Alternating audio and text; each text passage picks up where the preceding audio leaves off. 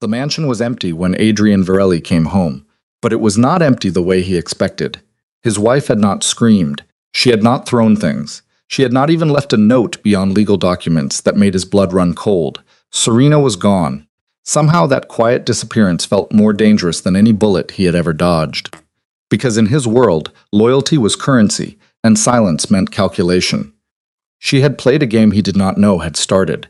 By the time he realized he was losing, the board was already cleared. The penthouse smelled wrong. Adrian noticed it the moment he stepped through the door at 4 in the morning. His tie was loosened and his shirt smelled faintly of perfume that was not his wife. He had been out later than intended. A meeting had turned into drinks. Drinks had turned into something else entirely. Victoria had been insistent. Her hands had wandered under the table at the restaurant. Her laughter was bright and careless in a way Serena had not been in months, maybe years. But the smell, or rather the lack of it, caught his attention. Serena always kept fresh flowers in the entryway. They were usually white lilies arranged in a crystal vase her mother had given them as a wedding gift. The scent had greeted him every time he came home for the past 8 years. It was so familiar he had stopped noticing it, until now, until it was not there.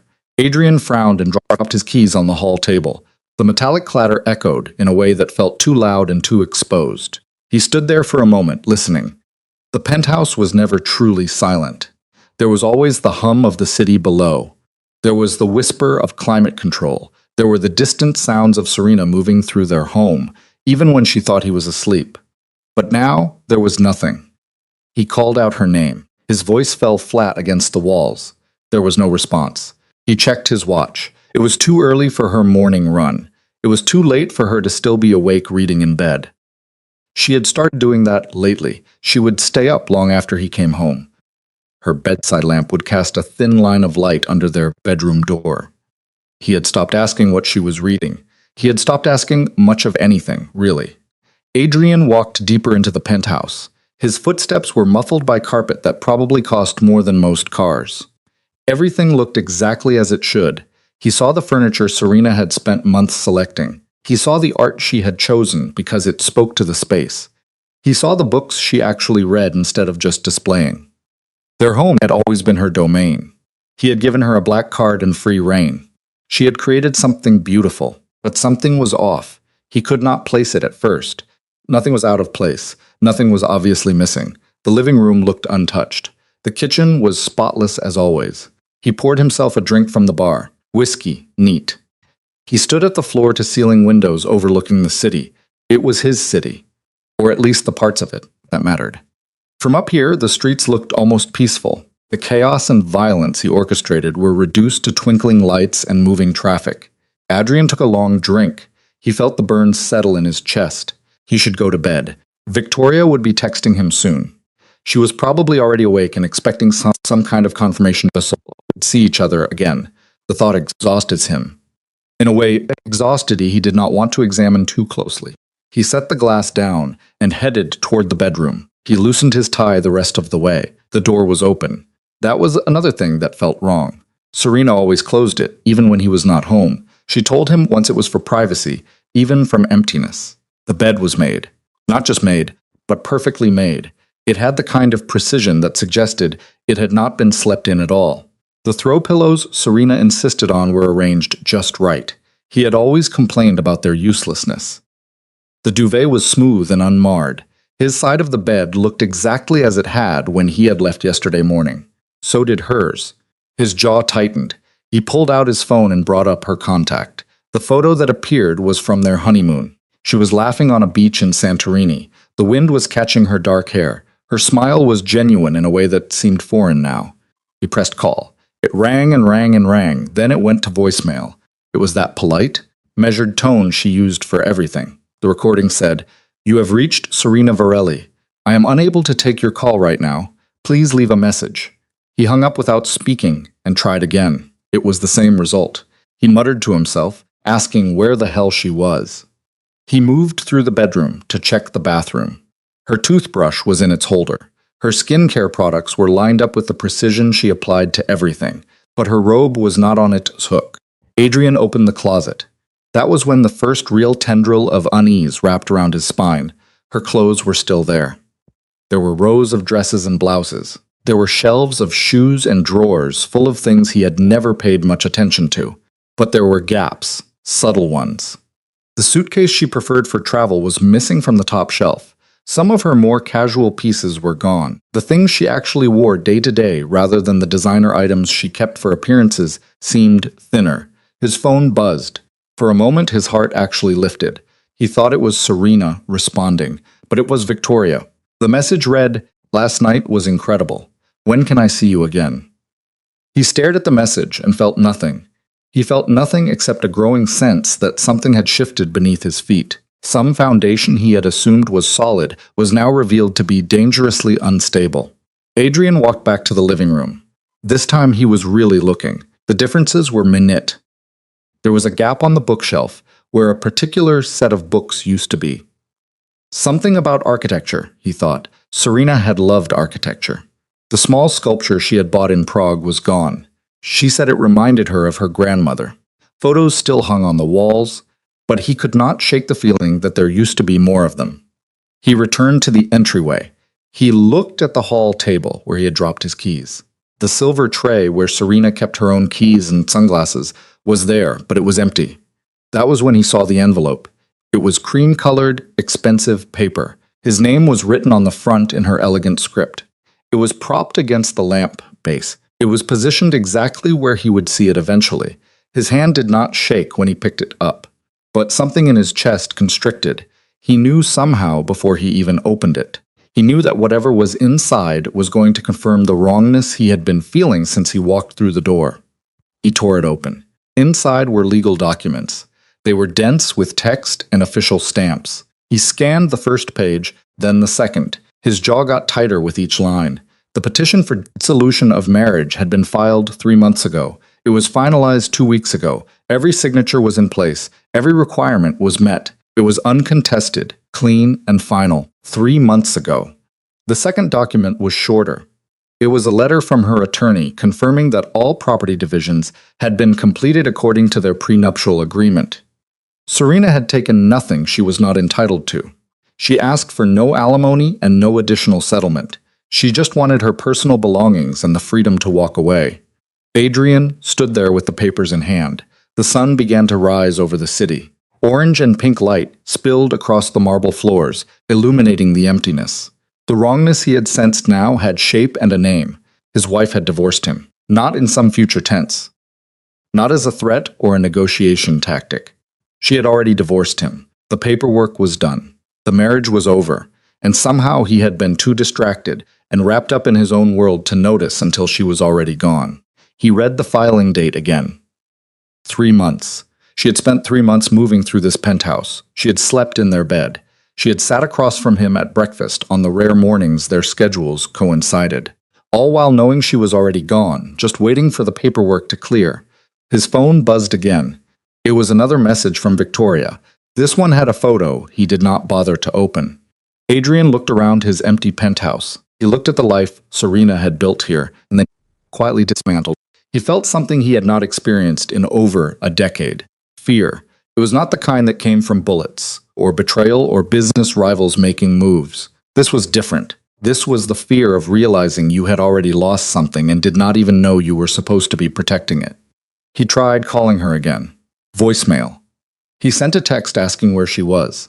There was no response. There was no indication that she had even read it.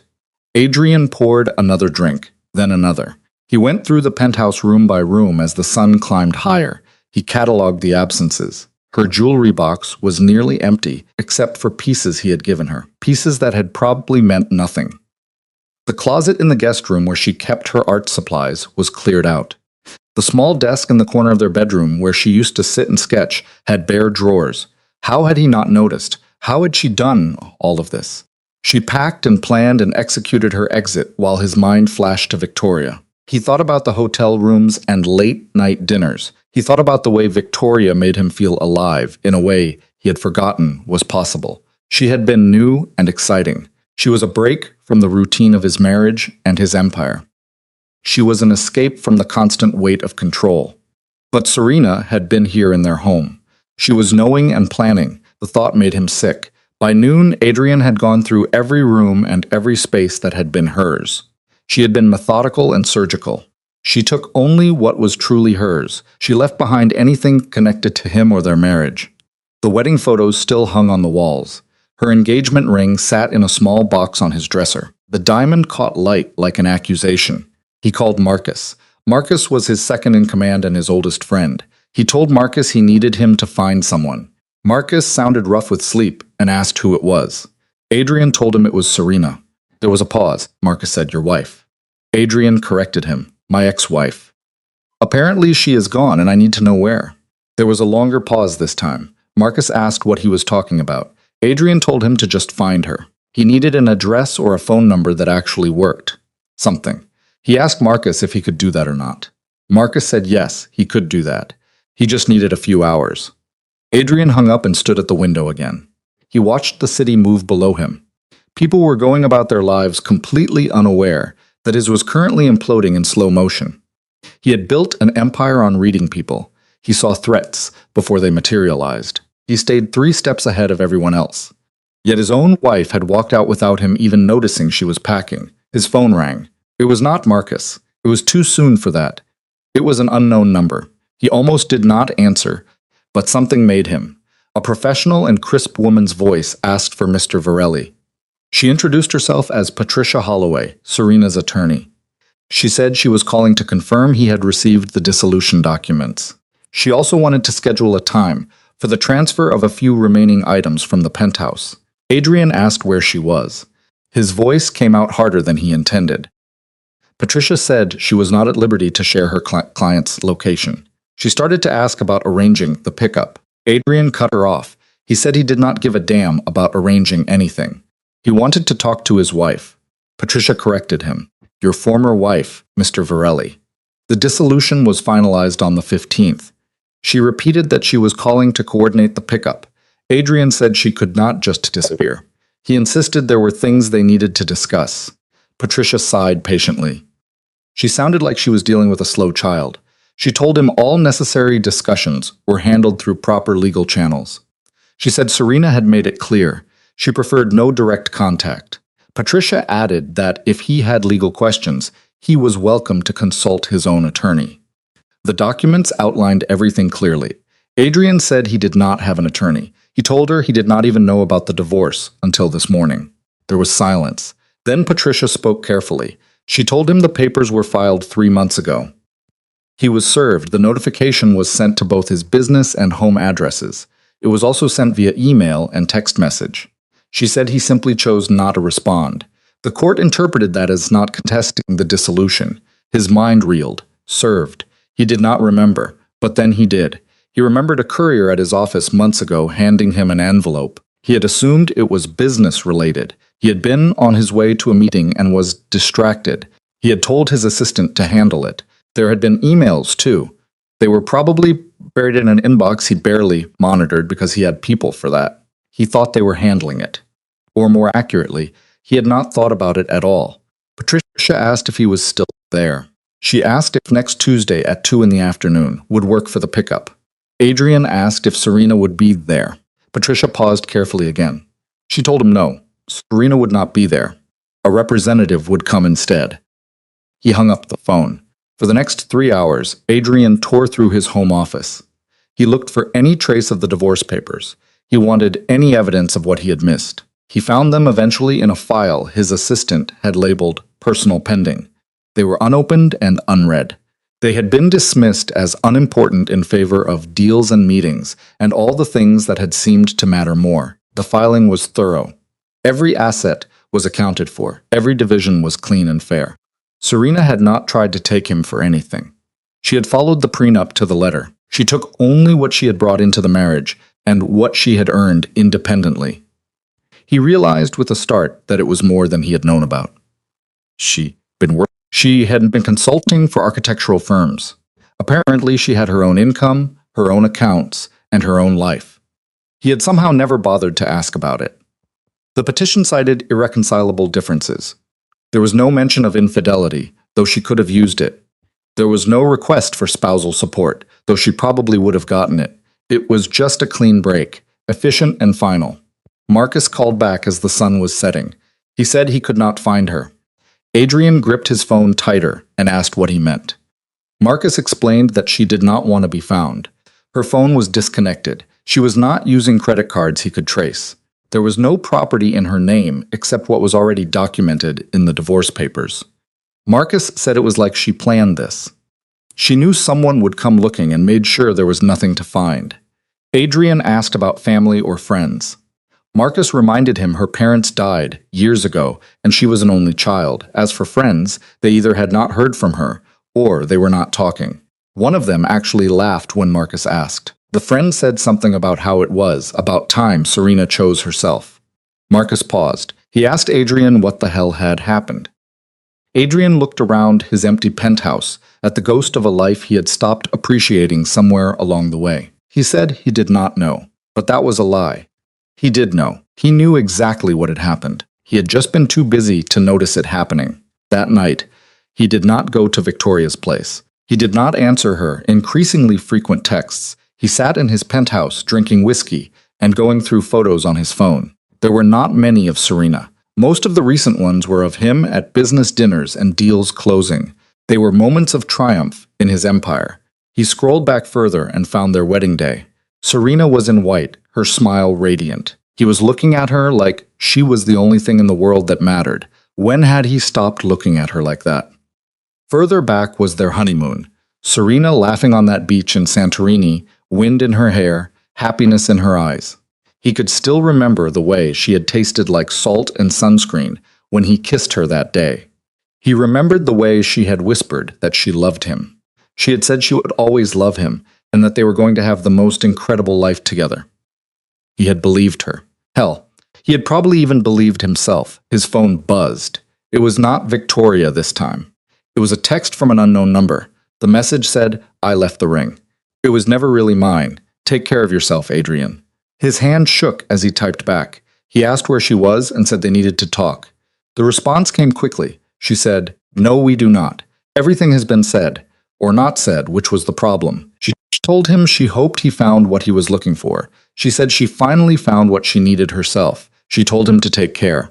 He replied, "I made a mistake." 3 dots appeared, disappeared, and appeared again. Then her message came through. "Yes, you did. But it is not the one you think. The mistake was not the affair. It was forgetting we were supposed to be partners, not obligations. I spent 2 years being invisible in my own marriage. I am not doing that anymore. 2 years at least, maybe longer. I stopped counting. I also stopped waiting for you to notice." He typed, "I notice now." Her reply was swift. "Too late, Adrian. Way too late. Do not contact me again, please." The typing indicator disappeared. He tried to respond, but the messages would not go through. She had blocked him. Adrian sat in the darkness of his penthouse. He stared at that last message until his vision blurred. 2 years. She had been unhappy for 2 years, maybe longer. He had been so wrapped up in his empire, his power, and his own world that he had not seen it. Or maybe he had not wanted to see it. When had they stopped talking about anything real? When had their conversations become nothing but logistics and schedules and surface-level check-ins? When he started seeing her as part of the background of his life instead of the center of it, the affair with Victoria felt suddenly brutally pathetic. It was a cliché. The powerful man seeking excitement outside his marriage because he was too lazy or too selfish to put effort into the one he had. He had told himself he deserved it. He told himself he worked hard and carried enormous stress and needed an outlet. But what had Serena needed? He had never asked.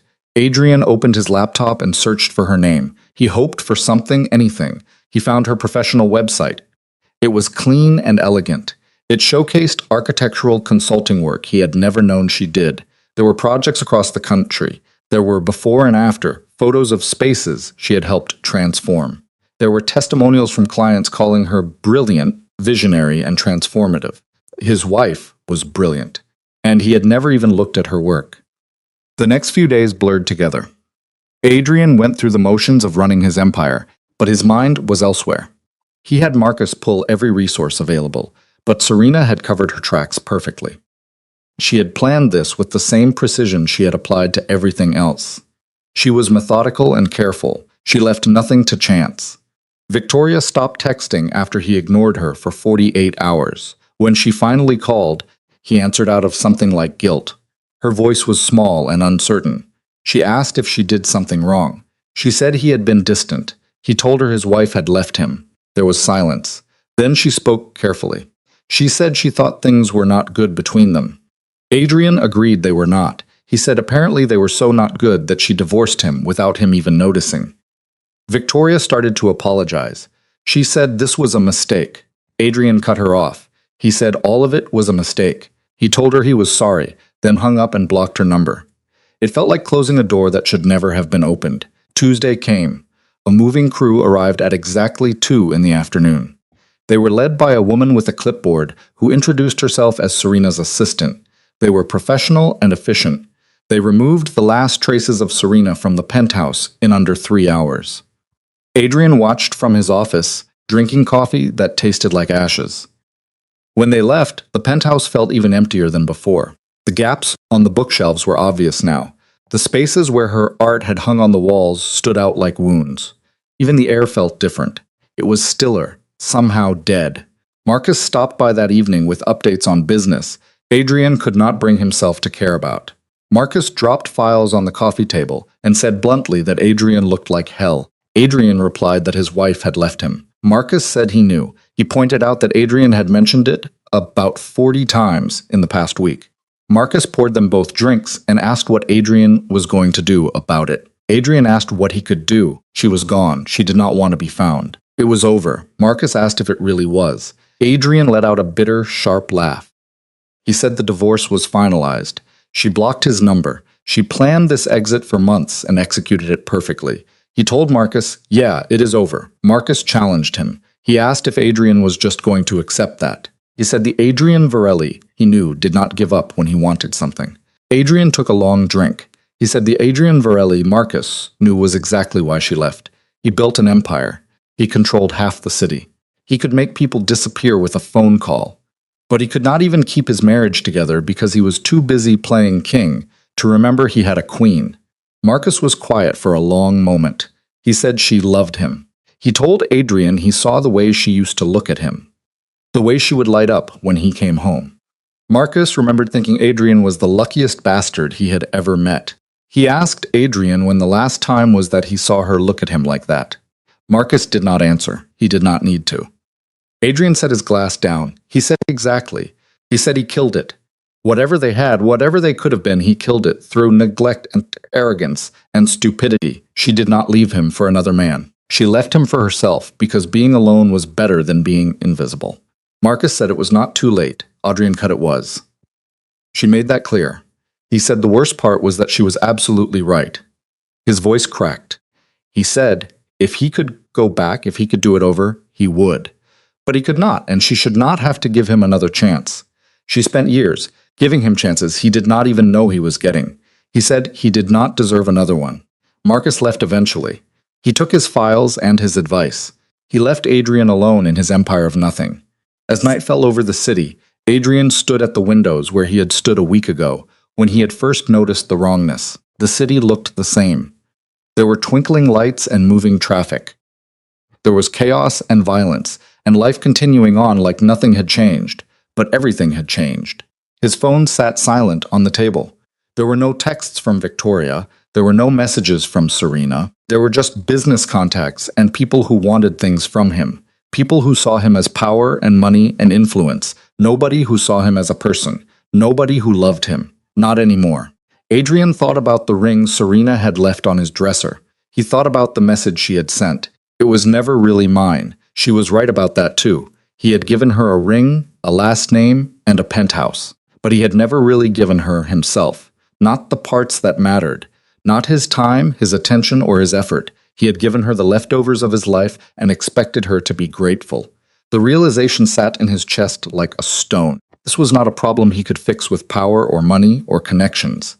This was not a rival he could outmaneuver or a threat he could eliminate. This was just loss, pure, simple, irrevocable loss. And for the first time in his adult life, Adrian Varelli was completely powerless to do anything about it. His wife was gone, and she was not coming back. The weeks that followed felt like living in a house of mirrors. Everything looked familiar but distorted. It was wrong in ways Adrian could not quite articulate. He went to meetings, closed deals, and made decisions that affected thousands of people, but it all felt like watching someone else pilot his body while he stood somewhere distant, observing. Marcus noticed first. He cornered Adrian in his office one afternoon, after a meeting had gone sideways. Marcus told him he was slipping. Romano had been testing boundaries for weeks, and Adrian just let him walk all over that negotiation. Marcus said the old Adrian would have crushed him before dessert was served. Adrian stared at the contract on his desk, the words blurred together. He asked if they lost money. Marcus said that was not the point. The point was Adrian did not even care. He sat there like a ghost while Romano renegotiated terms they had already agreed on. Marcus leaned against the desk and said this had to stop. Adrian asked what had to stop. Marcus told him whatever he was doing. Mourning a marriage he did not want anyway. The words hit harder than they should have. Adrian looked up sharply. He said he never told anyone he did not want it. Marcus replied matter-of-factly that he did not have to say it. His actions said it loud and clear. Marcus told him everyone saw this coming except him. He pointed out the way Adrian talked about her, or rather did not talk about her. He treated her like furniture, like something that came with the penthouse. Adrian tried to deny it, but Marcus stood firm. He said Adrian knew it was true. He told Adrian he needed to make a choice, either deal with this properly or compartmentalize and move on. This middle ground where he was half present and half destroyed was not working. It was not good for him, and it sure was not good for business. After Marcus left, Adrian sat in the silence of his office. He tried to remember the last conversation he had with Serena that was not about logistics.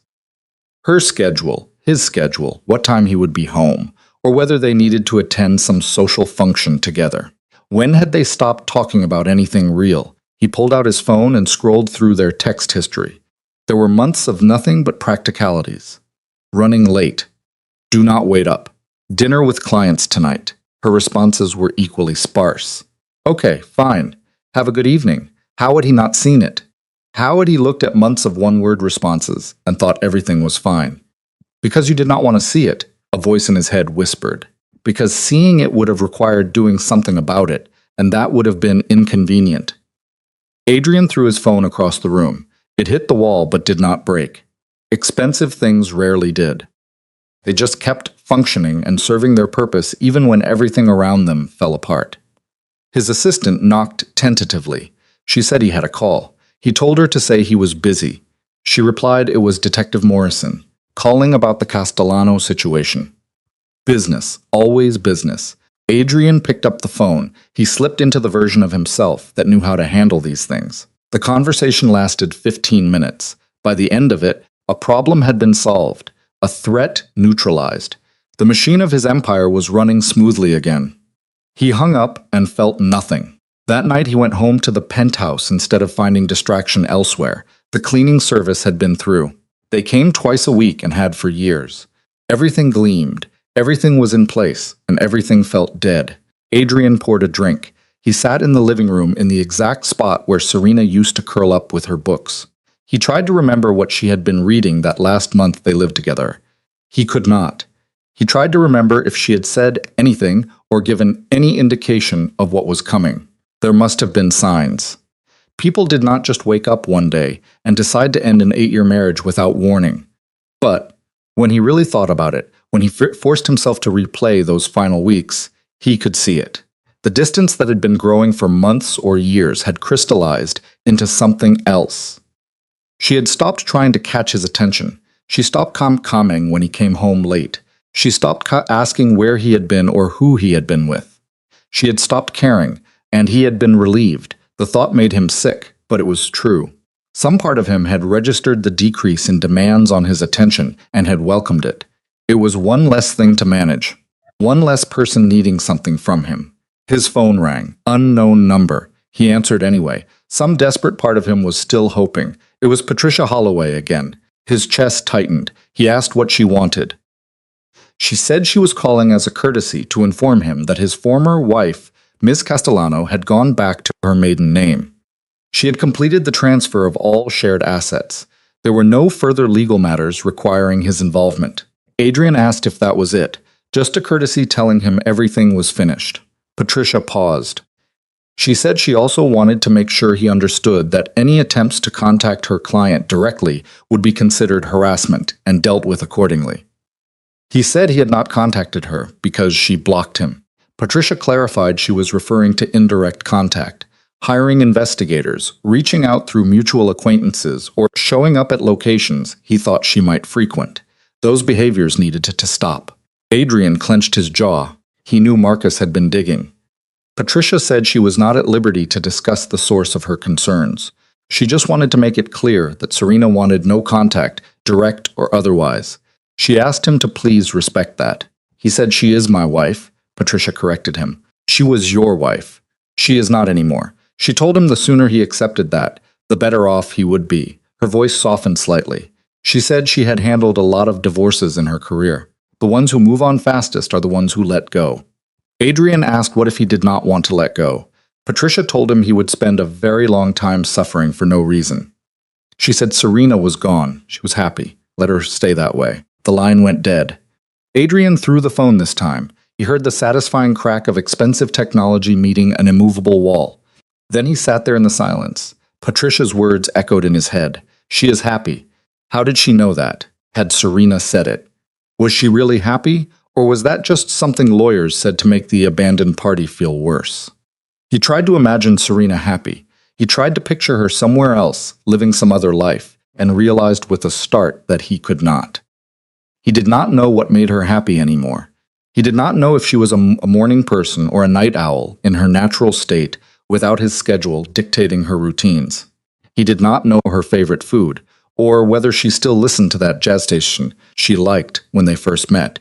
He knew she had been beautiful on their wedding day. He knew she had been good at decorating their home. He knew she had never complained about his late nights or his absences, or the way his work consumed everything, or rather, she had complained.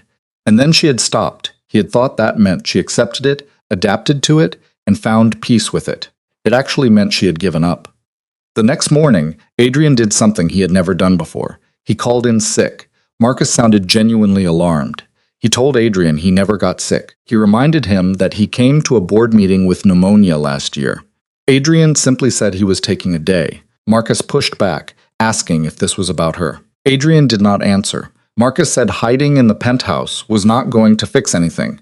He told Adrian the best thing to do was get back to normal, focus on his strengths, and move forward. Adrian asked what if he did not want to move forward. Marcus replied that he was an idiot then. His voice was hard. He told Adrian she left and made her choice. Adrian could either accept it and rebuild, or sit drowning in guilt and regret while his empire crumbled. It was his choice. Adrian hung up without responding. He spent the day doing something he had not done in years. Nothing. There were no meetings, no calls, no deals to negotiate, and no problems to solve. He just existed in the silence of his penthouse. He moved from room to room like a ghost, haunting his own life. In the bedroom, he stared at the space where her side of the closet had been. She took her clothes but left the hangers, neat and evenly spaced. Even in leaving, she had been considerate, organized, and perfect. He opened the drawer of her nightstand. It was empty except for a leather bookmark, embossed with her initials. It was probably a gift from someone. Not from him. He could not remember ever giving her something so simple and personal. He picked it up and turned it over in his hands. It smelled faintly of her perfume. It was something floral and subtle. She had always been subtle. She never demanded attention. She never made scenes. She just quietly existed in his orbit, making everything around him better without him noticing the effort it took. The guest room where she kept her art supplies still smelled like paint and turpentine, even though everything was gone. He sat on the floor in the empty space. He tried to remember the last time he had asked about her work, not just acknowledged it in passing, but actually asked to see what she was creating, what inspired her, what she dreamed about when she put pencil to paper. He could not remember. He could not remember ever asking. His new phone buzzed. He had bought it to replace the one he destroyed. It was a text from an unknown number. The message was just one word: stop. Adrian stared at it, his heart racing. He typed, "Serena, no." The reply came back. "This is Patricia Holloway. I am using a temporary number because you blocked my office line. Marcus tried to find her again yesterday. I am telling you one last time to stop. You are making this harder than it needs to be." He typed back that he just wanted to talk to her. Patricia asked why. What could he possibly say that would change anything? His fingers hovered over the keyboard. What could he say? Sorry seemed inadequate. I love you seemed like a lie, or at least a truth that came too late to matter. I miss you was selfish. It centered on his loss rather than her freedom. He replied that he did not know, but he needed to try. Patricia replied that he had 8 years to try. She is done giving you chances you did not know you were getting. Move on, Mr. Varelli, for both your sakes. The number went dead. It was disconnected. It was probably another temporary phone used just for this message. Adrian sat there holding the useless device. He finally let himself feel it, all of it, the grief he had been pushing down, the regret that sat like poison in his chest, the crushing weight of knowing he had destroyed the best thing in his life through nothing but neglect. He had spent years building an empire, making himself untouchable, powerful, and feared. In the process, he had forgotten that none of it meant anything if you had no one to share it with. He had surrounded himself with money and influence, and people who needed things from him. He had let the one person who loved him for himself slip away. Not slip. That implied an accident or passivity. Serena had not slipped away. She had walked away deliberately and decisively because staying had become unbearable. That night, Adrian went to one of his clubs. He did not go to work. He just wanted to be somewhere that was not the penthouse. The place was packed. The music was pounding. People were dancing and drinking and losing themselves in the moment. He sat at a VIP table and watched them. He watched these people living their lives and felt like he was looking at them from behind glass. A young, beautiful, confident woman approached him. She was exactly the type who used to catch his attention. She leaned close to be heard over the music and told him he looked lonely. She asked if he wanted company. Adrian looked at her, really looked. She was beautiful. She was interested. A month ago, he might have taken her up on the offer. But now, all he could think about was Serena sitting alone in their penthouse while he was out doing exactly this, being exactly this person. He told her he was married. The woman looked confused. She pointed out that he was not wearing a ring. He said she took it back because it was never really hers. The woman's expression shifted to uncertainty. She apologized. Adrian said he was sorry too. He stood up, told her to enjoy her night, and left before she could respond. He stepped out into the cool night air and took a deep breath. The city smelled like exhaust and concrete and possibility. He had always loved that smell and the promise of it. Now it just reminded him of everything he had prioritized over his marriage. Marcus called as Adrian was walking to his car. Marcus said Patricia Holloway just threatened to file a restraining order if he did not stop looking for Serena. Adrian said he knew because she told him. Marcus asked if they were done just like that. Adrian unlocked his car and slid into the leather seat. He asked what else they could do. She did not want to be found. She made that crystal clear. Marcus said this was not like him. He said Adrian never just gives up. Adrian started the engine and said maybe he should start. He said maybe knowing when to stop is the first decent thing he has done in years. Marcus asked if he really loved her. The question caught Adrian off guard. Had he?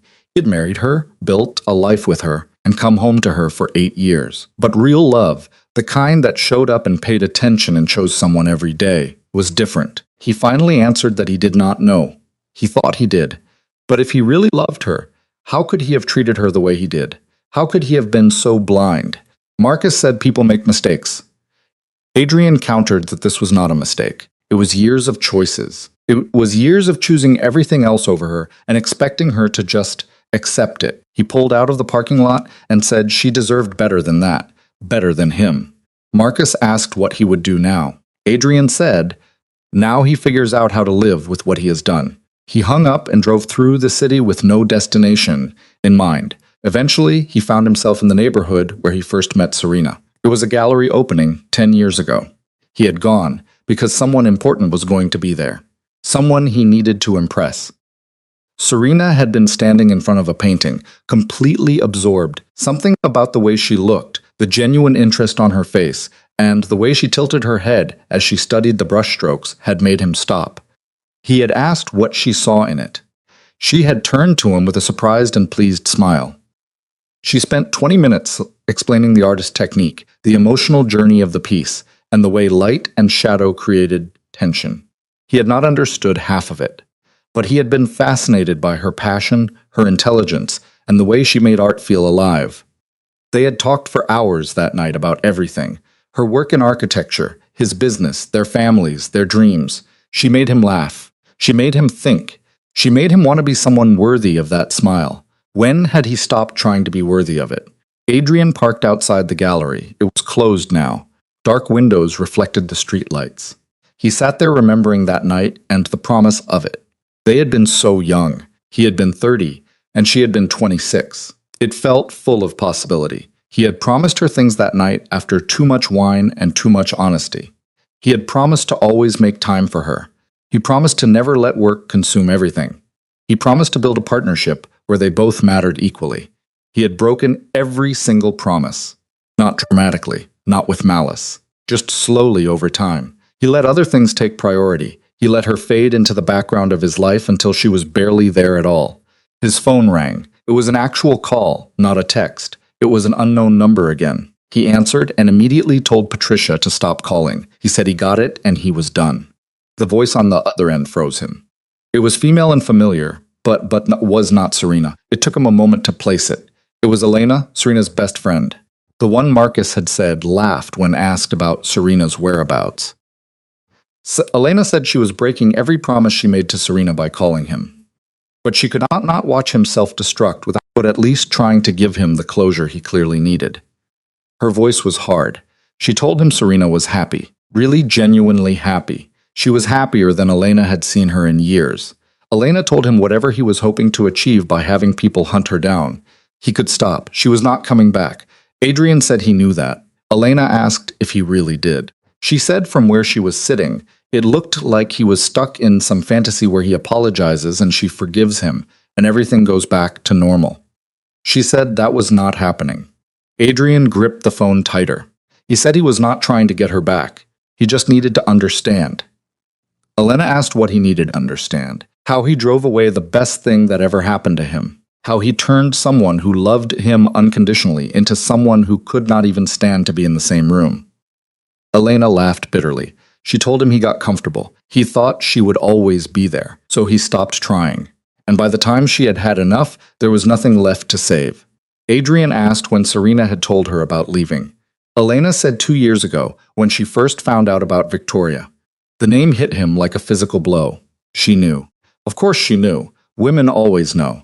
Elena said Serena found texts on his phone and got confirmation from one of his people who felt guilty. She knew. And instead of confronting him, she started planning her exit. Elena's voice cracked slightly. She asked if he knew what that said about a marriage. That a wife would rather spend 2 years preparing to leave than even try to fix it. He asked why she did not say something or fight.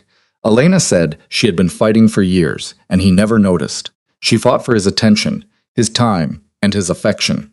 She asked him to come home early, to take vacations, and to just be present. And every time he had something more important to do. Eventually, she realized she was fighting alone, so she stopped. Adrian closed his eyes as memories flooded back. He remembered Serena asking if they could go away for their anniversary. He remembered saying he had a deal closing. He remembered that flash of disappointment on her face that she tried to hide. How many times had that happened? How many small rejections had he dismissed as no big deal? He said quietly that she loved him. Elena agreed. She did, past tense. And that love died slowly and painfully while he was too busy to notice. By the time she filed for divorce, she was already gone emotionally. The paperwork was just making it official. He asked where she was. Elena said she was not telling him that. But she told him Serena was not hiding because she was afraid of him. She moved on because she deserved better. She was building a life where she was valued and seen, where she was more than just an accessory to someone else's empire. Adrian said he wanted her to be happy. Elena told him to leave her alone then. She said his absence was the only thing he could give her now that she actually wanted. Elena paused and said she called because Serena did not know she had his number. She said Serena would be furious if she knew, but she wanted him to hear it from someone who knows. It is over, really, truly, irreversibly over. No amount of regret or apologies or grand gestures will change that. She told him to do himself a favor and move on. He asked how. Elena said that was not her problem.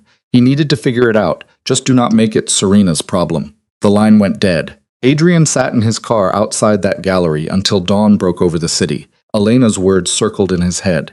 Each one landed like a hammer blow. 2 years. Serena had known about Victoria for 2 years and had said nothing. She had just quietly and methodically planned her escape. What did that say about him and their marriage? That his wife would rather spend 2 years pretending than even give him a chance to fix it. But he knew the answer. She had given him chances, hundreds of them. Every time she asked for his first time and he said, every dinner she made that he missed. Every conversation she tried to start that he was too distracted to finish. Those had all been chances, and he had failed every single one. He drove home as the city woke up around him. The penthouse felt smaller somehow, like the walls were closing in. He went to the bedroom and opened the drawer where he had put Serena's ring. The diamond caught the morning light, throwing rainbows across the ceiling. She had said it was never really hers. He understood now what she meant. He gave her a ring, but not a real partnership. He gave her his name, but not his attention. He gave her a beautiful prison and expected her to be grateful. Adrian picked up the ring and turned it over in his palm. All that money and all that symbolism meant nothing in the end. What she needed, what any partner needed, was not expensive gifts or a fancy address. It was presence, effort, and someone who chose her every day, not just once at an altar. He had failed at that. He failed so completely that she gave up on him long before he realized anything was wrong.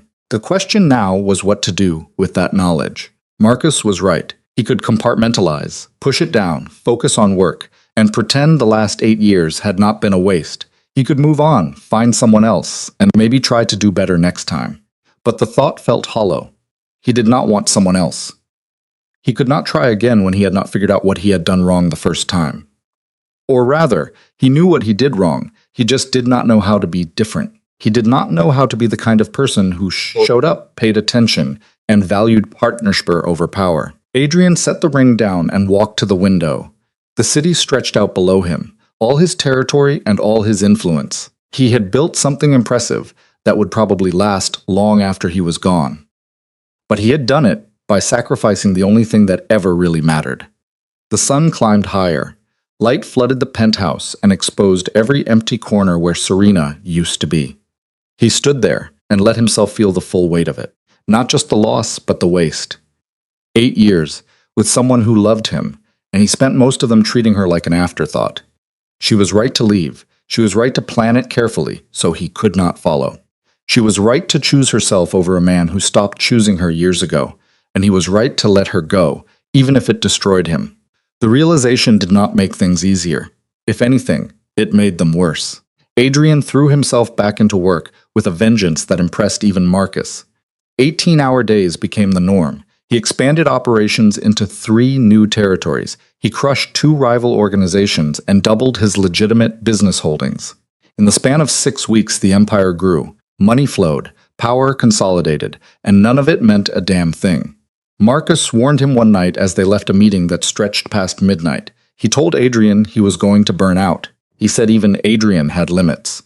Adrian insisted he was fine. Marcus pointed out that he was not sleeping and barely eating. He told Adrian he looked like hell. Adrian climbed into the back seat of his car. He listed his accomplishments. The Romano deal closed. The Castellano problem was handled. They were positioned better than they had been in 5 years.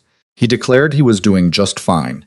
Marcus slid in beside him before the driver could close the door. He told the driver to pull over. Marcus dismissed the driver with a gesture, leaving them alone in the dark. He asked Adrian what they needed to talk about.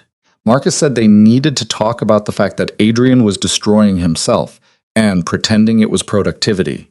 Adrian asked what Marcus wanted him to say, that he was struggling, that every morning he wakes up in an empty penthouse and remembers she is gone. Fine. I am struggling. Now what? Marcus told him to actually deal with it instead of working himself to death. Adrian claimed this was him dealing with it. Marcus disagreed. He said this was running from it. There is a difference. Marcus's voice gentled.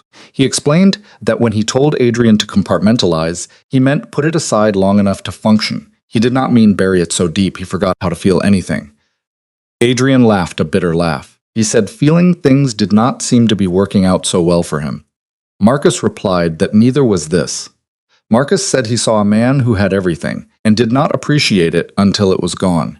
And instead of learning from that, he was doubling down on the exact behavior that cost him his marriage in the first place. The words hit too close. Adrian looked out the window. He asked what else he was supposed to do. He could not get her back or fix what he broke. All he could do was keep moving forward. Marcus told him he could stop. Just take a breath and figure out who he wants to be instead of who he has been. Adrian argued that was not how his world worked. The moment he stopped, someone would see weakness and make a move. In this life, you keep moving or you get buried. Marcus was quiet for a long moment. Then he asked if that was really why he could not stop. Or was it because stopping meant actually feeling everything he was running from? Adrian could not answer. They both knew Marcus was right. The driver returned, and they finished the ride in silence. When Adrian finally made it back to the penthouse, he stood in the bedroom doorway. He stared at the bed he had barely slept in for weeks. The guest room had become his default. It was smaller, less empty, and easier to pretend it had always been this way. His phone buzzed. It was a text from a local but unfamiliar number. The message told him he needed to stop. He asked who it was. The sender replied it was someone who cared about Serena, and he needed to stop what he was doing. Adrian replied he was not doing anything. He had not tried to contact her in weeks. The sender clarified. Not that. The expansion into the Riverside territory, the warehouse deal. The sender asked if any of this was ringing a bell. Adrian's jaw tightened. This was about business. He asked what that had to do with Serena. The sender told him everything. That is her neighborhood now. The community center he was planning to demolish is where she volunteers. The small businesses he is forcing out are her people. The sender asked him to stop. His hands shook as he typed. She is there in Riverside. The sender replied they were not telling him where she was. They were telling him to leave that area alone. Find somewhere else to expand.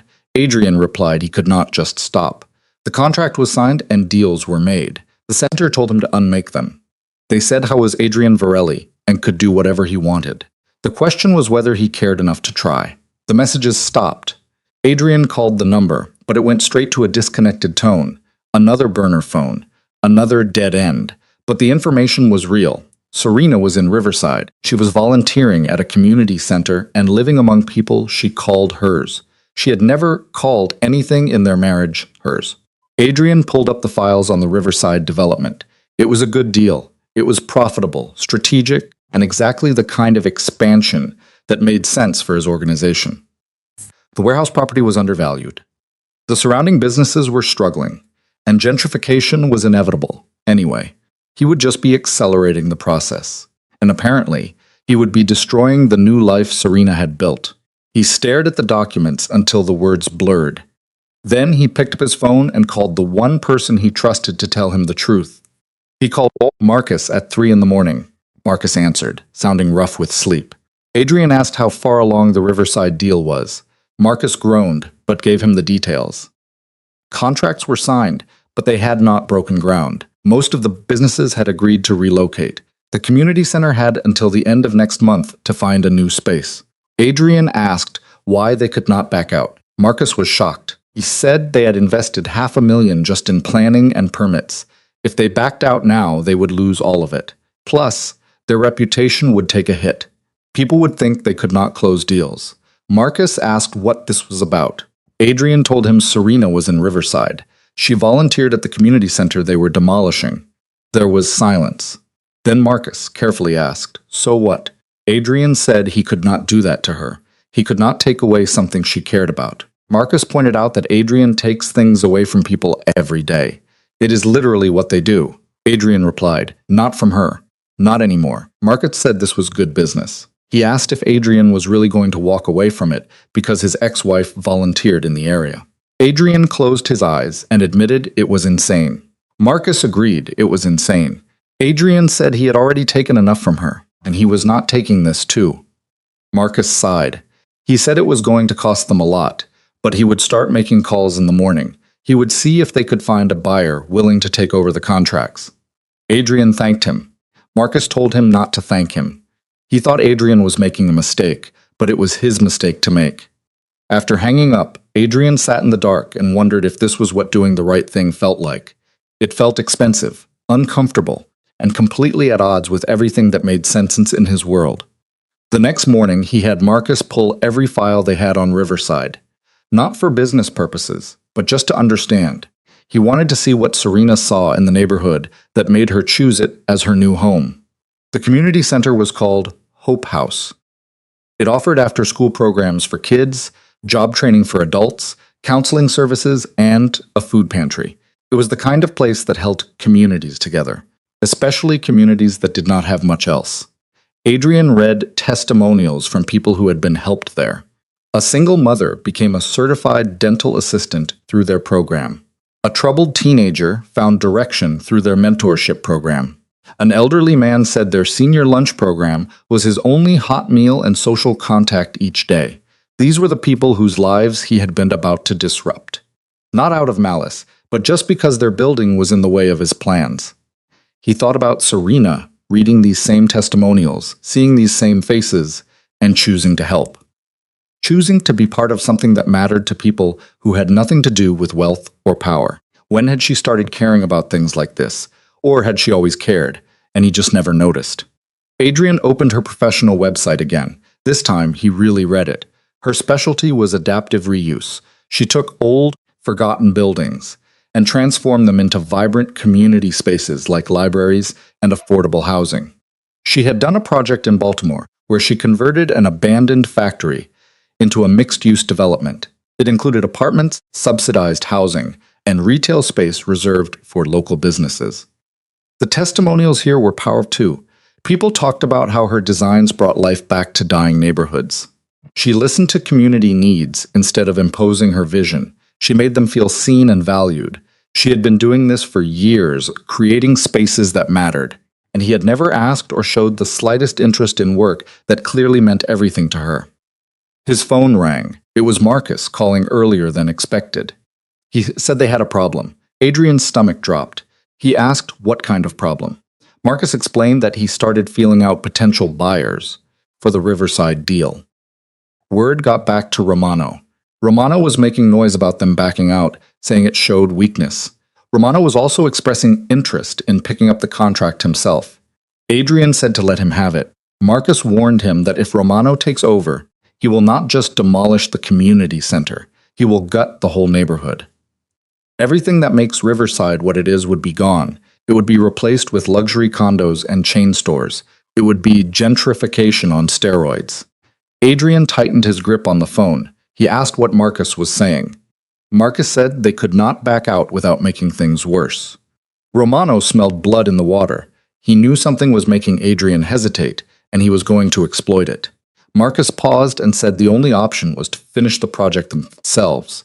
But do it differently. Adrian asked how differently. Marcus said Adrian was not going to like it. Adrian told him to tell him anyway. Marcus proposed keeping the community center and building around it instead of bulldozing it.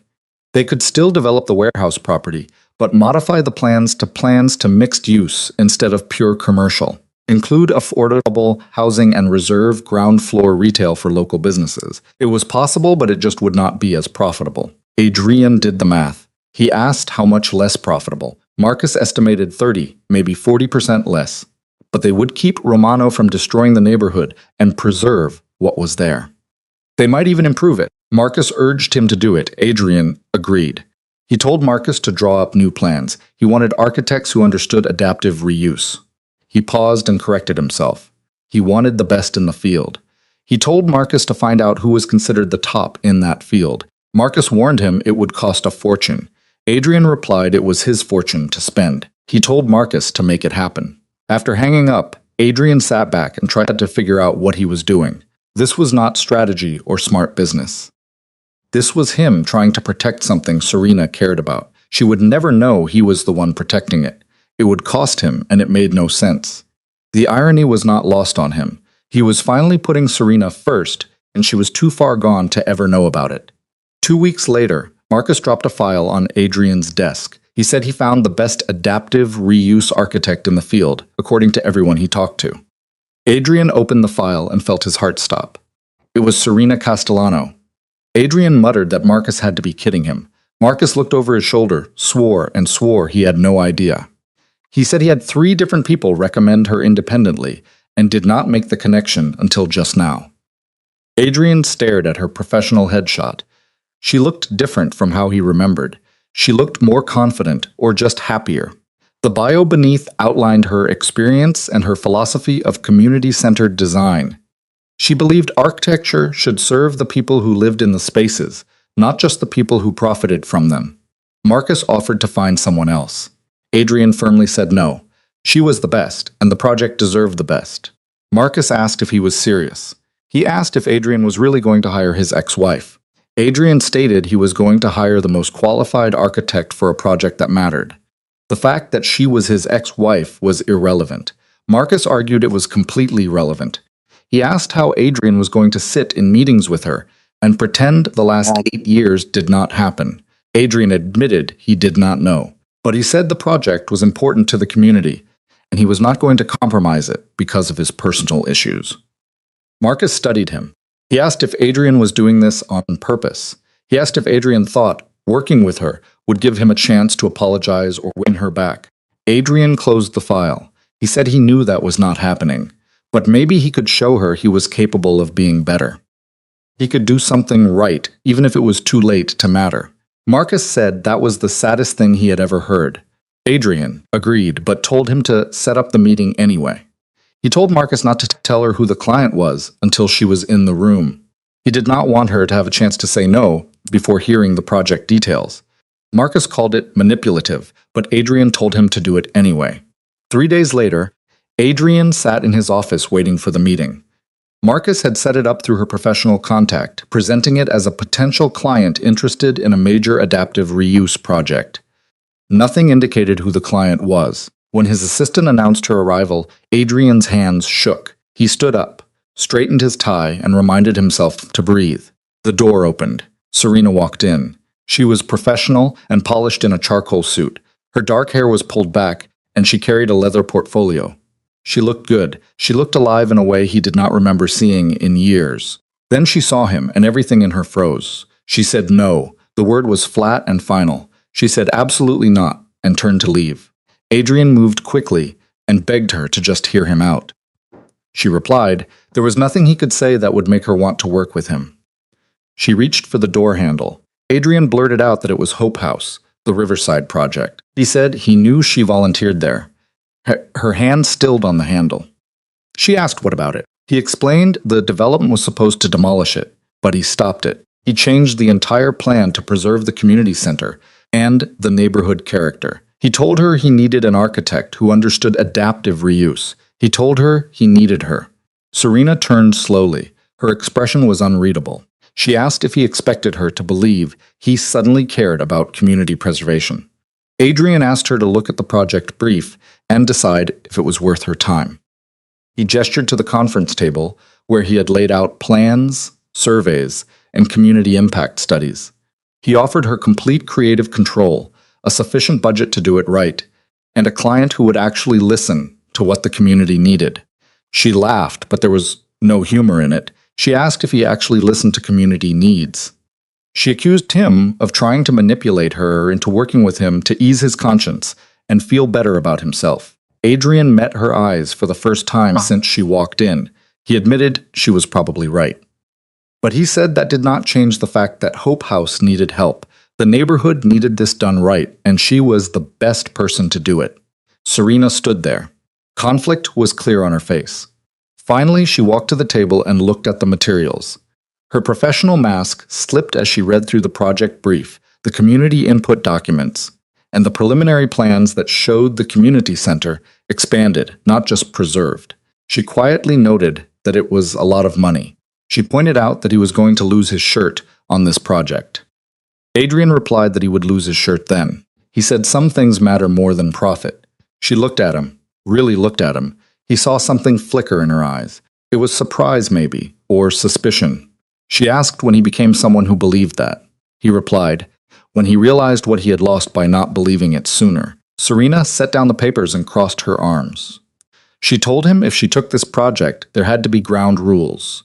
It was to be purely professional, no personal discussions, no attempts to rehash the past, no using this as an excuse to insert himself into her life.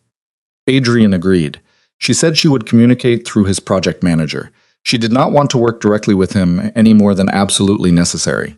She warned him that the moment he tried to use this project for anything other than its stated purpose, she would walk away, even if it was half finished.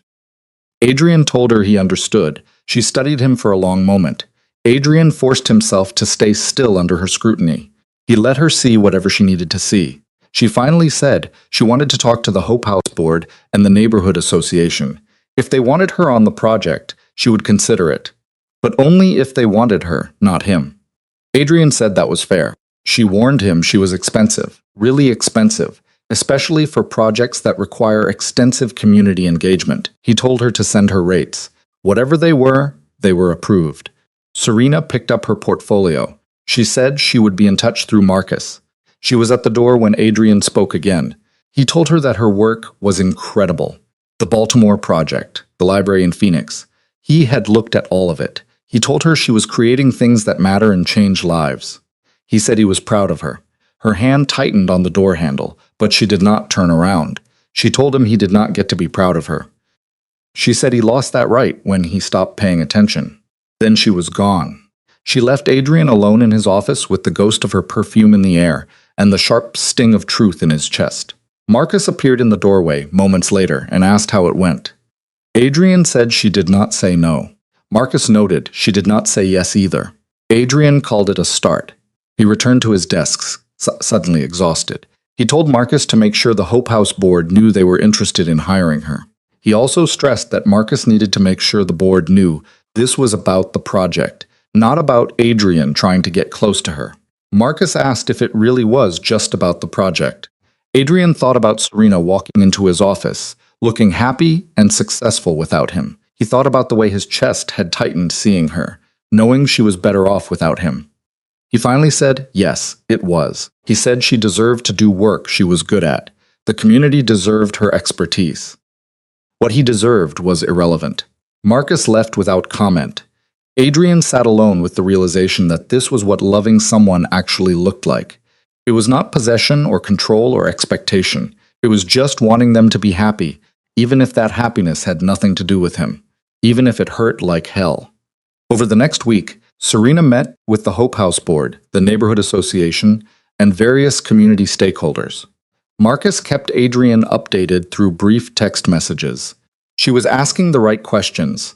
She was listening to people's concerns. She was designing with the community instead of for them. It was everything Adrian should have done in their marriage, but never had. The board voted unanimously to hire her. The Neighborhood Association gave their enthusiastic support. Even the affected businesses expressed cautious optimism after hearing her plans. Serena sent her contract through Marcus. Her rates were indeed expensive, but worth every penny for what she proposed. She offered a design that honored the neighborhood history while creating space for growth. Affordable housing was integrated seamlessly with market rate units. Retail spaces were sized for local businesses, not just chains. It was brilliant. It was everything Adrian's original plan had lacked. Heart. He approved the contract without changes and sent it back through Marcus, with a single note thanking her for taking it on. Her response came back the same way. She stated this was for the community, not for him, and that was fine. That was how it should be. Adrian signed the papers and tried to ignore the ache in his chest. He knew he had finally done something right for someone he loved, and she would never see it as anything but a business transaction. 2 months into the project, Marcus requested a meeting. He said they had a problem. Adrian looked up from his reports and asked what kind of problem. Marcus explained that Romano was making moves on Riverside. He was not going through official channels. He was playing dirty by intimidating business owners and making it hard for them to operate. If enough of them folded before they broke ground, the whole neighborhood character Serena was trying to preserve would disappear. Adrian asked why Romano would do that, knowing they were developing the area. Marcus said it was because Romano knew Adrian changed the plans for her. Word got around. Now Romano was testing whether Adrian would protect the project, and by extension, protect her. Adrian tightened his jaw and asked what Marcus needed from him. Marcus said he needed permission to push back hard. He warned that this was a turf war. He asked if Adrian was willing to go there to protect a project that was barely breaking even. The answer should have required thought and consideration of strategic implications. Instead, it came immediately and without hesitation. Yes, protect the neighborhood. Protect the project, whatever it takes. Marcus nodded slowly. He pointed out that she would not thank him for this. Adrian said he was not doing it for thanks. Marcus asked what he was doing it for then. Adrian looked at the development plan spread across his desk. He saw Serena's notes in the margins. Her careful attention to detail was evident in every annotation. He said he was doing it because it was the right thing to do, and because maybe for once in his life, he could be someone worth being, even if no one ever knew. The war with Romano started quietly. A fire at a bodega that had been in the same family for 3 generations. A landlord suddenly doubling rent on a thrift store that employed recovering addicts. They were small pressures designed to crack the foundation of a struggling neighborhood. Adrian responded with equal precision. The bodega owner found an anonymous donor covering repairs and lost inventory. The thrift store's lease was mysteriously bought out by a holding company that locked in rates for 5 years. Every move Romano made, Adrian countered, but it cost him. It cost not just money, but focus and energy. The attention his empire usually commanded was now split between maintaining power and protecting a neighborhood most people in his world would not have looked at twice. Marcus noticed. He dropped a folder on Adrian's desk one morning and said the Castellano shipment got intercepted. It was the 3rd time that month. People were starting to ask questions about whether Adrian was distracted. Adrian did not look up from the Riverside Community Impact Report. He simply told Marcus to handle it. Marcus argued he was handling it, but he could not handle everything while Adrian played a guardian angel to a neighborhood that did not even know he existed. Adrian said they did not need to know. Marcus agreed, but pointed out his people needed to know he was still running the empire. Right now, they were seeing him pour resources into a money-losing development while their actual business suffered. Adrian finally looked up. He asked if Marcus thought he was letting things slide. Marcus said he thought Adrian was trying to do too much. He told him to pick the empire or the neighborhood. He could not protect both. Adrian told him to watch him. Marcus hardened his expression. He said this was not about watching him. It was about Romano actively moving on their territory, while Adrian was too busy worrying about small businesses to notice. Adrian insisted he noticed. Marcus challenged him. He said from where he was sitting, Adrian was so focused on impressing a woman who wanted nothing to do with him that he was forgetting who he actually was. The words landed like a slap. Adrian stood slowly. Something in his face made Marcus step back. Adrian asked dangerously if Marcus thought this was about impressing her. He asked if Marcus thought he was spending millions to protect a neighborhood, because he wanted Serena to like him again. Marcus asked if it wasn't. Adrian said no. It was because he finally understood what she understood years ago. That power means nothing if you are not using it for something beyond yourself. That building an empire on fear and violence and greed does not make you strong. It makes you empty. Marcus called it poetic, but naive. He said people in their world who start caring about communities get eaten alive. Romano was betting on Adrian going soft, and every day Adrian proved him right. Adrian moved around the desk until he was inches from Marcus. He said he was not soft. He was making a choice about what kind of power he wanted to have. And if Romano thought he could take him, let him try. Adrian said he would bury him the same way he buried everyone else who got in his way. The difference was he would sleep better afterward. They stood there with tension crackling between them until Marcus finally exhaled and stepped back. He agreed. He told Adrian that if he wanted to protect the neighborhood and run the empire, he needed to make an example of Romano soon, before things got out of control. Adrian said he was working on it. Marcus told him to work faster. After Marcus left, Adrian returned to the report, but the words blurred. Marcus was right. The situation was getting complicated. Romano's moves were becoming bolder. Adrian's vast resources could not be everywhere at once.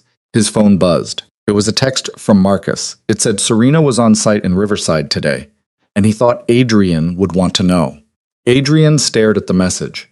He had not seen her since that first meeting months ago. All communication had gone through Marcus. It was cleaner and safer that way.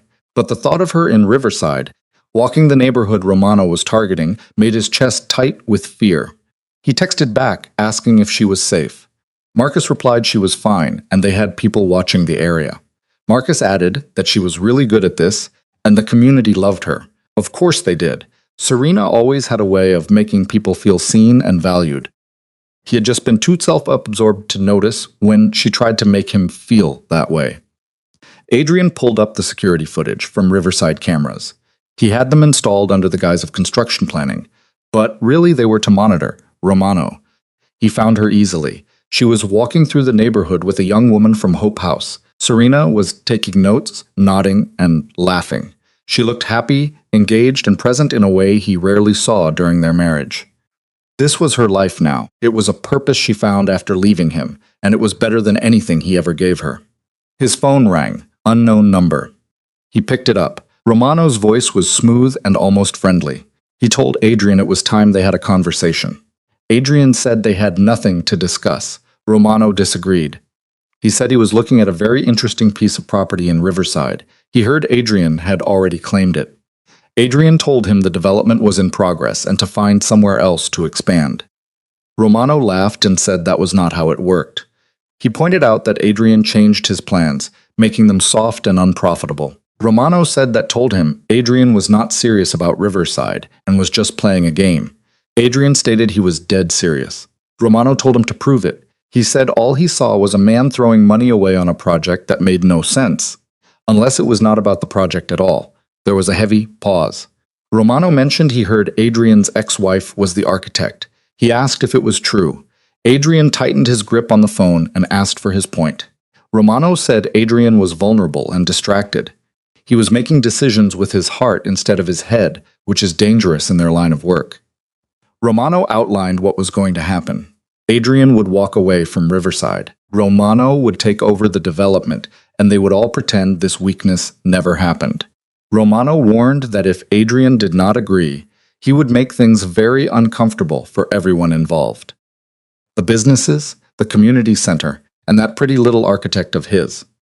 Romano asked if Adrian really wanted to test whether he was bluffing. The threat was clear. Rage flooded through Adrian. He told Romano if he touched her or even looked at her wrong, he would end him. Not his business or operations, him personally. Romano asked if that was a threat. Adrian said it was a promise. Stay away from Riverside, stay away from the project, and stay the hell away from Serena. Romano laughed again. He accused Adrian of getting soft and warned that it was only a matter of time before someone took what was his. The line went dead. Adrian sat in silence. He meant his threat. He would destroy Romano if anything happened to Serena. But making that threat just painted a target on her back. He called Marcus immediately and demanded full-time security on Serena. He did not care if she noticed or if it pissed her off. He told Marcus that Romano just threatened her. Marcus asked when. Adrian said 2 minutes ago. He said he was already grabbing his jacket and heading out. He told Marcus to pull people from wherever he needed to. Just make sure she was protected. Marcus warned that pulling resources would expose other areas, which Romano might be counting on. Adrian said he did not care. Protect her. Marcus agreed, but said Adrian needed to tell her. If she was in danger, she deserved to know. Adrian ended the call. The drive to Riverside took 20 minutes that felt like hours. Marcus had already positioned discreet security throughout the neighborhood.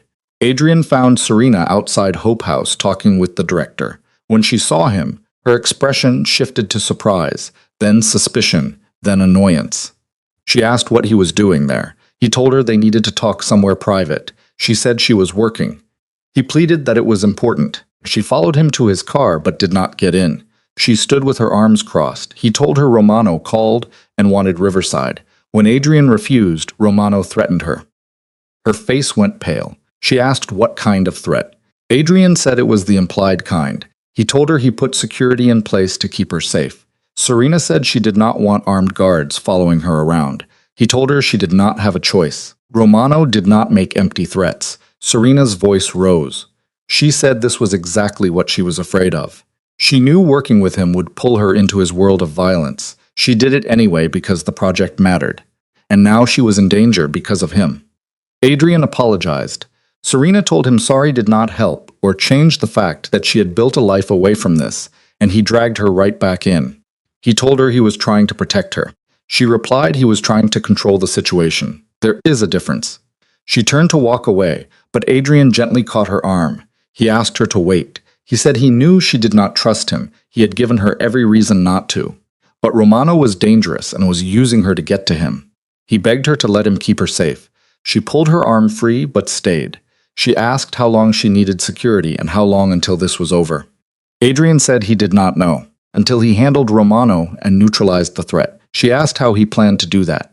By starting a war. She laughed bitterly. She said this was his world, not hers anymore. Adrian agreed it should not be hers, but right now it was. He asked her to let him protect her while he fixed it. Serena studied his face. She said he was different from before, and she could not figure out if it was real or just another version of the same thing. Adrian met her eyes. He told her it was real. Or he was trying to make it real. He said he knew he lost any chance with her a long time ago, but he was trying to be better. He was trying to use what he had for something beyond himself, the project, the neighborhood. He paused and added, especially her. Her voice cracked as she told him not to make this about them. There was no them. There had not been for years. He agreed, but said that did not mean he stopped caring. He stopped himself and said what matters is keeping her safe until this is over. Serena wrapped her arms around herself. She said she hated that she could not just do her work without being pulled into his wars. Adrian apologized again. She told him to stop apologizing because it did not change anything. She asked if the project would be affected. He promised it would not be if he could help it. He told her to keep doing what she was doing. The only difference would be security watching her back. If Romano escalated anyway, Adrian would handle it. She asked how. Adrian's jaw tightened. He said, however, he needed to. She flinched at that. He saw the reminder of who he was in her eyes. It was the distance between who he was trying to be and who he had always been. She finally accepted the security. But she told Adrian that when this was over and the project was complete, she did not want to see him again. No more contact, no more tricks. They would go back to being strangers. The words hurt. He had known this was temporary. But hearing her draw that line so clearly felt like losing her all over again. He managed to say he understood. Serena walked back to Hope House without another word. Adrian watched her go, then called Marcus. He asked Marcus to compile every piece of leverage they had on Romano, every debt, every dirty secret, and every vulnerability. Then he wanted a meeting. He was going to give Romano one chance to walk away cleanly. If he refused, they would bury him. Marcus said it was about time, and he would have everything ready by morning. That night, Adrian could not sleep. He lay in the darkness thinking about the look on Serena's face, the fear she tried to hide. He had done that to her again. Even trying to protect her, he still managed to cause her pain. His phone buzzed with a text from the security team, confirming the subject was secure at her residence. They called her the subject. Like she was a witness in protective custody instead of a person whose only crime was taking a job. Adrian went to his office and pulled out the files on Romano. Marcus had been thorough. There were financial records showing money laundering, connections to 3 unsolved murders, and evidence of bribes. It was enough to destroy Romano 10 times over. But using it meant escalation. The question was whether he was willing to cross that line. He thought about Serena telling him he was trying to control the situation. She was right. Protection and control often looked the same from the outside. The motivation mattered. Was he doing this to keep her safe or to prove something to himself? He closed the files. Somewhere out there, Serena was sleeping safely because of security he positioned. None of it would bring her back. But maybe that was not the point anymore. Maybe the point was just doing the right thing because it was right. The meeting with Romano happened 3 days later in a neutral restaurant. Adrian arrived first with Marcus. Romano was already seated with 2 of his own people. Romano smiled without it reaching his eyes. He said he was glad Adrian could make time in his busy schedule of playing savior. Adrian sat down without returning the smile. He asked what Romano wanted. Romano repeated his terms. Adrian walks away from Riverside. Romano takes over, and everyone moves on. Adrian told him no. Romano leaned back. He offered to buy out Adrian's interest at cost, so Adrian would not lose money or face. Adrian said the project was not for sale. Romano argued everything was for sale for the right price. Adrian pulled out a folder and slid it across the table. He said it was everything he had on Romano. Money laundering operations, offshore accounts, murder connections, and bribe records. Enough to put him away for life. Romano's smile faded. He flipped through a few pages and closed it. He asked if Adrian was threatening him. Adrian said he was showing Romano why he was going to walk away from Riverside and never look back. He warned that if Romano did not, the file would go to the FBI, the state attorney general, and every media outlet. Romano's empire would crumble. He would spend his life in prison, and Adrian would sleep very well, knowing he removed a threat to something he cared about protecting. Romano tightened his jaw. He asked if Adrian would burn it all down over a neighborhood. He said threatening an innocent woman to get leverage crossed a line. Romano laughed without humor. He pointed out Adrian was starting a war over his ex-wife. He said everyone was right about Adrian going soft. Adrian told him to believe what he wanted, but he laid out the rules. Romano would pull his people out of Riverside. He would stop intimidating business owners. He would find somewhere else to expand. In return, the file stayed between them. If Romano refused, Adrian would make him a cautionary tale about what happens when people threaten what is his. They stared at each other like two predators. Finally, Romano picked up the folder. He said Adrian had changed. He was not sure if it was for better or worse. Adrian agreed, but said he was done letting people like Romano operate without consequences. Romano stood up, told Adrian to keep the neighborhood and the project. But he warned Adrian not to think this made him righteous. He was still the same man, just with a different justification. After Romano left, Marcus asked if Adrian thought Romano would actually back off. Adrian said Romano did not have a choice. That file would destroy him. Marcus warned that pride makes people stupid, and Romano could come at them anyway. Adrian said they would handle it. He told Marcus to make sure their people stayed in Riverside anyway, because he did not trust Romano. Marcus hesitated. He said Romano was right about one thing.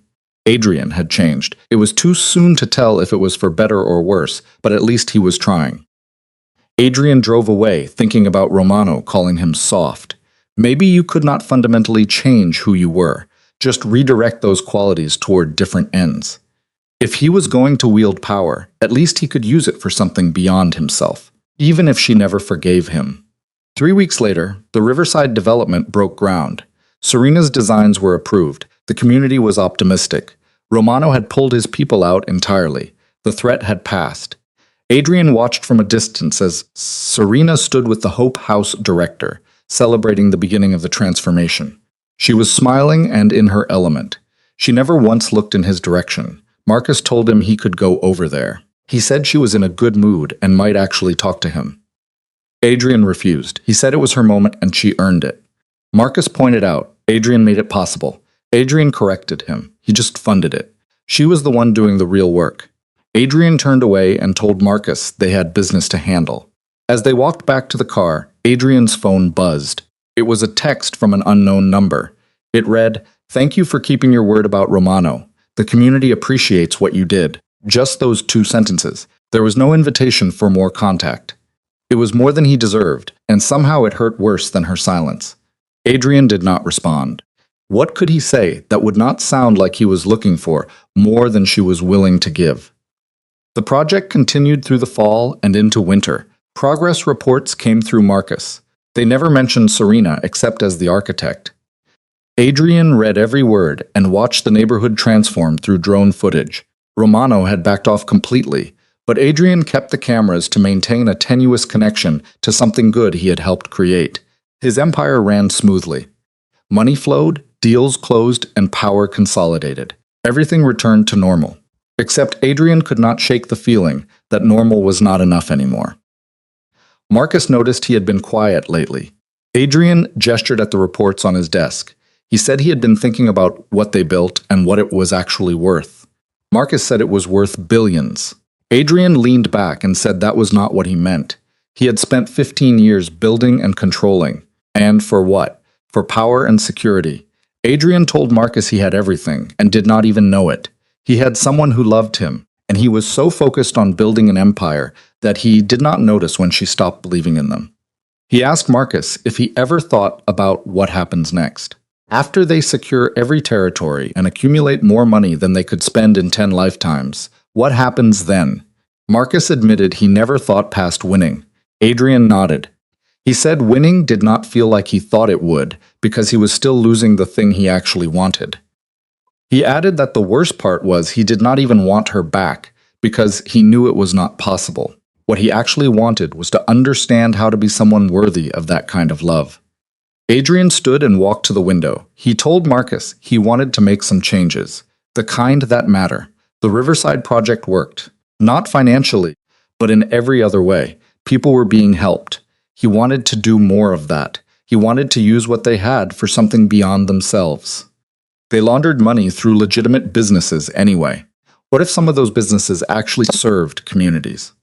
What if they developed properties people needed instead of just ones that turned the most profit? Marcus asked if he wanted to turn the empire into a charity. Adrian said, not a charity, just something with purpose beyond accumulation. Using power for something more than just getting more power. He knew others would not like it and would see it as weakness. But he was done caring what people thought. He had spent 8 years caring more about perception than reality. He was not doing that anymore. Adrian explained he wanted to create a foundation separate from the organization. It would be funded by it, but focused on community development, affordable housing, and economic opportunity in underserved areas.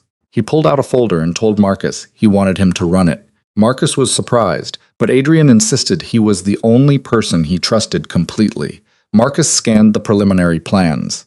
He asked if this was how Adrian was trying to make peace with what happened. Adrian replied that maybe he was just trying to become someone who deserved peace, even if he never got it. The foundation launched quietly 3 months later. There were no press releases. It was just a registered entity with substantial funding. Marcus recruited urban planners and community organizers. Their first project was completing the Riverside development. They ensured it had every resource needed to succeed. They provided additional funding for Hope House and gave grants to local businesses to survive the construction. Adrian watched it all from a distance. He let Marcus handle the direct work while he kept the empire running smoothly enough to fund these efforts. Some of his people questioned it. A few left. Adrian let them go without argument. The ones who stayed understood. One evening in early spring, Marcus brought a bottle of expensive whiskey into Adrian's office. He said they needed to celebrate. The Riverside project was finished ahead of schedule. It was beautiful and the community was thriving. There was a dedication ceremony next week. Marcus mentioned that Serena specifically requested Adrian be invited. Adrian gripped his glass. He asked why. Marcus said she did not say. She just wanted to make sure he knew he was welcome to attend. Marcus urged him to go. He said Adrian had spent a year funding the project and building a foundation based on trying to be better. He should at least see the result. Adrian finally agreed, but said he was staying in the back. No speeches, no credit, and no interaction unless she initiated it. The ceremony took place on a perfect Saturday afternoon in spring. Adrian arrived early and parked a block away. The transformation was stunning. The struggling businesses and neglected buildings were replaced with vibrant life. The warehouse was a mixed-use building with affordable apartments above local shops. The community center was expanded. There were green spaces where vacant lots used to be. It was everything Serena had promised, but better because it was alive and serving the people. Adrian found a spot near the back of the crowd. The Hope House director spoke, followed by the Neighborhood Association president. Finally, Serena took the microphone. She looked confident and happy. She told the crowd the project belonged to everyone there. It was their neighborhood and their home, and she just helped shape it. The crowd applauded. Then her eyes scanned the gathering and found Adrian. They looked at each other across the distance. She told the crowd she wanted to acknowledge someone who was not there to take credit. She said the project almost did not happen, but someone changed course.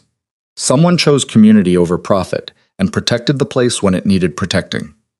She said that person knows who they are, and she wanted them to know what they did mattered and changed lives. She finished by saying, "Sometimes people surprise you and show that change is real." She thanked him for choosing better. The ceremony continued, but Adrian barely heard it. His chest felt tight. She had acknowledged him without naming him. It was generous in a way he did not deserve. When the program ended, Adrian considered leaving, but before he could move, Serena appeared beside him. She said he came. He reminded her she invited him. They stood awkwardly. He told her what she created was beautiful. She said it was because she imagined a community, not just a building. She thanked him for letting her do it right.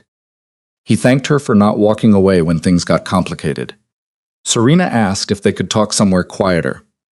They walked to a small park area and sat on a bench. She told him she was not going to say anything originally. She was going to let the project finish and go their separate ways. But she could not let today pass without acknowledging that he was different, really different. She said she did not want to believe it at first. But watching him these past months, seeing how he handled Romano, and hearing about the foundation, she knew he had changed.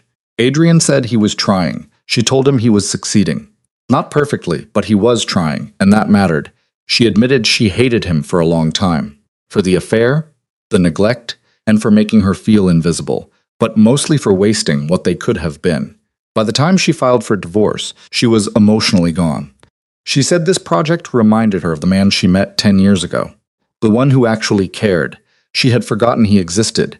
Adrian admitted he had forgotten too. He got caught up in building power and forgot why he wanted it in the first place. Serena asked if he did all of this to prove he could be that person again. Adrian said maybe at first, but then it just became the right thing to do. He told her he knew he could not fix what he broke, and they were not getting back together. But meeting her and losing her forced him to really look at himself, and he did not like what he saw, so he changed. Serena smiled sadly. She said change is always hard, but she told him he was doing it. He gave the neighborhood a chance at something better. That was not nothing. She clarified that it did not make up for what he did to her. What he did was between them, and that was over. This neighborhood was for them. She told him not to confuse the two.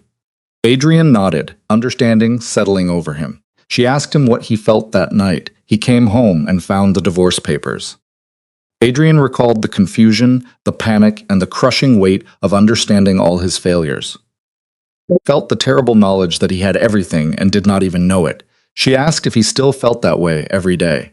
He said yes, but he was learning to live with it and let it make him better instead of bitter.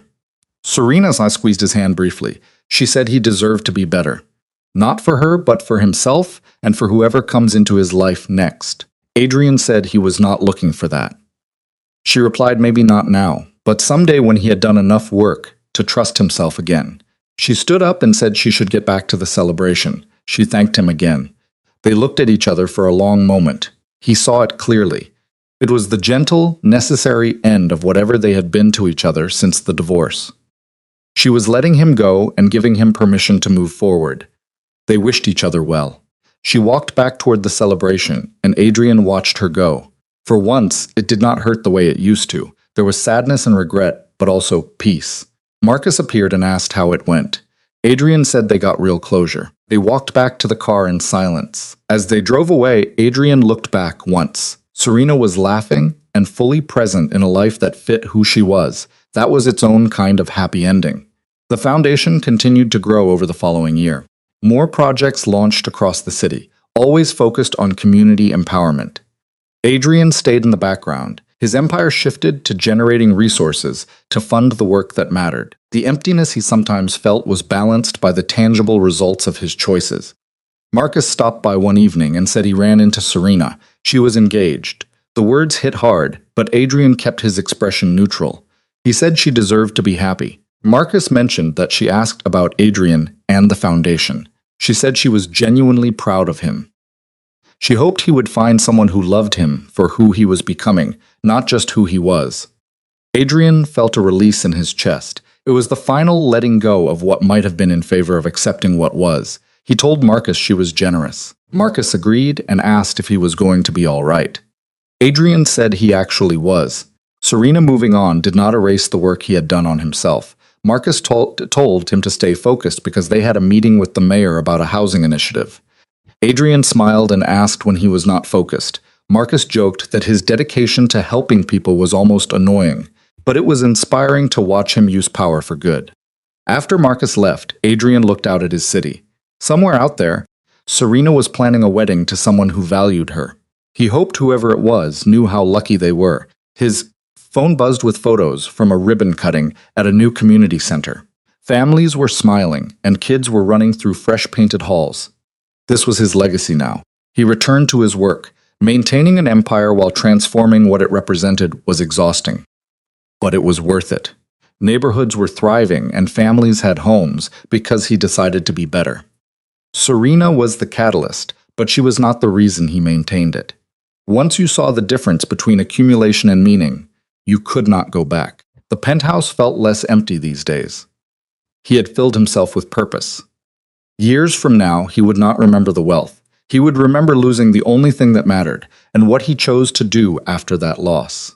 He chose to become someone worthy of love. Serena had taught him that sometimes the most powerful thing you could do was walk away and build something better. Adrian looked out the window at everything he had built and lost, and everything he was still learning to become. The silence was not forgiveness, but it was finally peace. And for a man who had spent years not knowing what he was missing, peace was more than he dared to hope for.